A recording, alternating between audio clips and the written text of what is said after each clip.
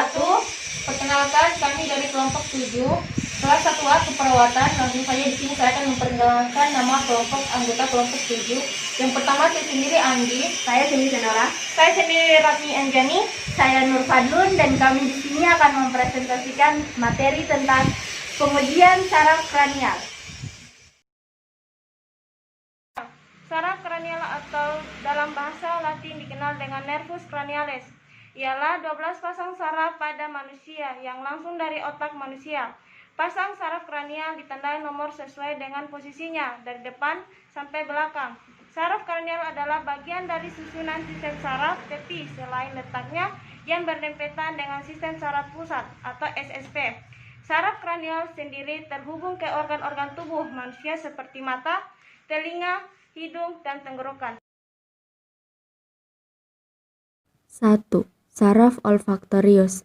Periksa kepatenan fungsi hidung dengan menutup salah satu nostril atau lubang hidung pada saat bersamaan dan meminta klien untuk mencium bau di sekitar lakukan secara bergantian.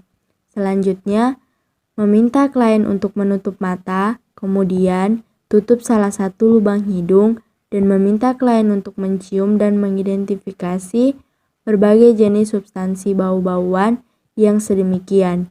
Gunakan bahan-bahan yang tidak merangsang dan umum diketahui seperti parfum, kopi, alkohol, tembakau, atau rempah-rempah.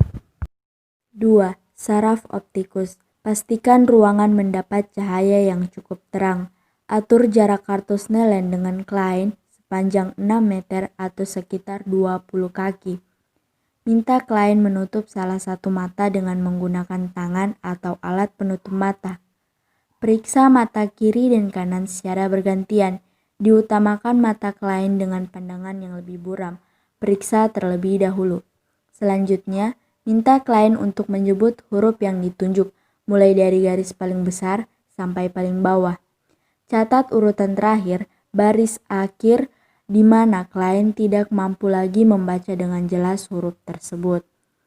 Jika huruf paling atas pada Snellen card tidak bisa dibaca oleh penderita, lakukan tes jari tangan.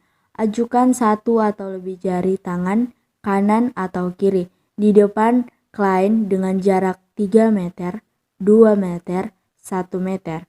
Minta klien untuk menebak berapa jumlah jari yang diajukan. Selanjutnya, jika klien masih tidak bisa melihat, goyangkan atau lambaikan tangan pada jarak 1 meter, maka lakukan tes penyinaran dengan lampu senter.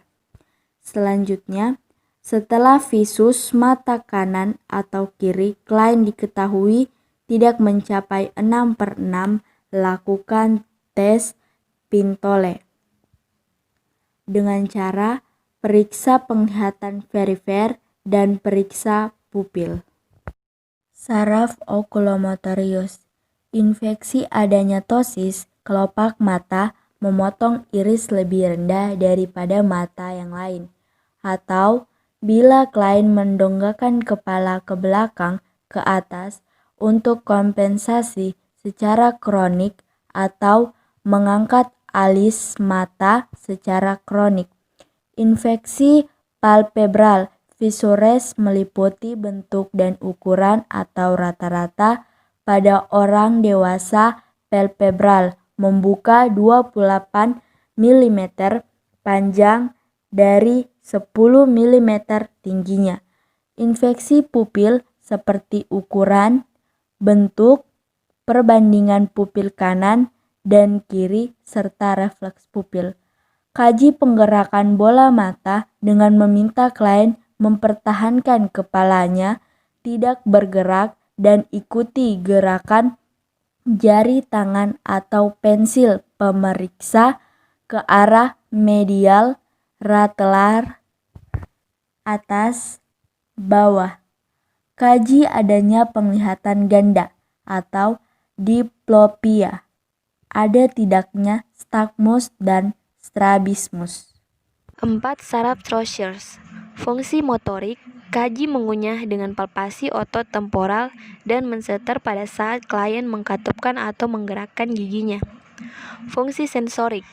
Minta klien untuk menutup mata.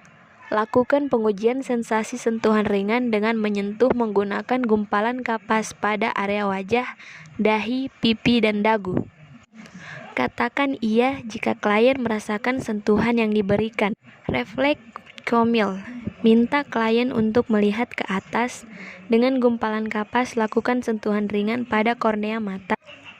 Catat adanya refleks berkedip bersamaan pada kedua mata. 5. Saraf trigeminus merupakan saraf yang mensarafi sensoris wajah dan otot pengunyah. Alat yang digunakan kapas, jarum, botol berisi air panas, kuliper, jangka, dan garpu penala. Pemeriksaan dilakukan dengan kapas yang digulung memanjang dengan menyentuhkan kapas ke wajah pasien dimulai dari area normal ke area dengan kelainan. 6. Saraf abdusen. Fungsi otot bola mata dinilai dengan keenam arah utama yaitu lateral, lateral atas, medial bawah, lateral bawah.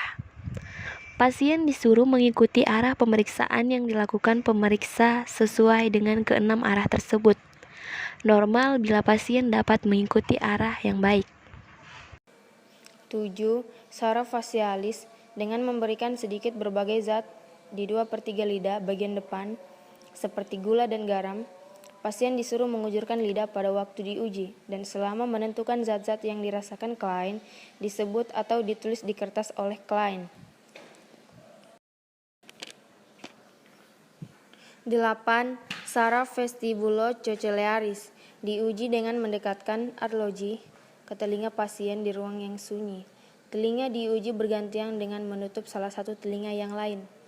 Norman klien dapat mendengar detik arloji 1 meter. Bila jarak kurang dari 1 meter, kemungkinan pasien mengalami penurunan pendengaran. 9. Saraf glosopharyngea. Cara pemeriksaannya dengan menyentuh tongs patelko posterior faring pasien. Timbulnya refleks muntah adalah normal positif. Negatif bila tidak refleks muntah motorik. 10. Saraf vagus. Cara pemeriksaannya pasien disuruh membuka mulut lebar-lebar dan disuruh berkata "ah". Kemudian dilihat apakah terjadi regurgitasi hidung. Lihat kesimetrisan pita suara dan absorpsi denyut jantung klin. Apakah ada takikardi atau prakardi. 11. Saraf aksesorius. Cara pemeriksaannya dengan menyuruh pasien menengok ke satu sisi melawan tangan pemeriksaannya sedang mempalpasi otot wajah. Tes angkat bahu dengan pemeriksa menekan bahu pasien ke bawah dan pasien berusaha mengangkat bahu ke atas. Normal klien dapat melakukannya dengan baik. Bila tidak dapat, kemungkinan klien mengalami parase. 11. Saraf hipoglosus. Pasien disuruh menjulurkan lidah dan menarik lidah kembali. Dilakukan berulang kali. Normal bila gerakan lidah terorganisasi dengan baik. Parase atau miring bila terdapat lesi pada hipoglosus.